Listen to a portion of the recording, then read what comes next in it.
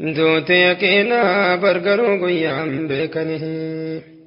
osoo beekni silaa qophiidhaan eegani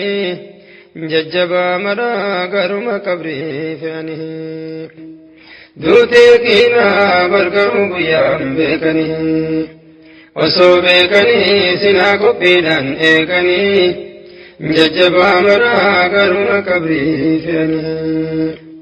yeroo hin baatu reeffa dafanii dhikanii masjida fidaa irratti salaachisanii kunoo fidanii mataa lahdii laalchisanii yeroo hin baatu reeffa dafanii dhikanii masjida fidaa irratti salaachisanii kunoo fidanii mataa lahdii laalchisanii qabriin kennaan dafanii lahdii cufanii warri isaallee nagaya waliin dhaamanii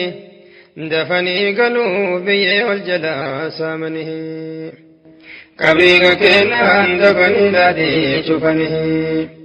warri isaallee nagaya waliin dhaamanii dafanii galuuf biyyee wal jalaa saamanii qabriin geeffamnaan malakaan lama dhufanii eenyu rabbiin kee jedhaniitiin gaafatanii jawaabni tollaan hulaa jannataa bananiif qabriin geeffamnaan malakaan lama dhufanii eenyu rabbiin kee jedhaniitiin gaafatanii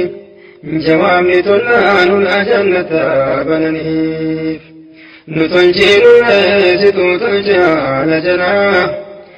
irranuu tarii badiinutti beeytu maraa ganda akhiraa galaan galuun eessa jira jawaabni bannaa waa takka namaan nahanii madooshaa jabaa mataa isaatiin dhayanii cinqaa jabeennaa kalee funyaanii yaasanii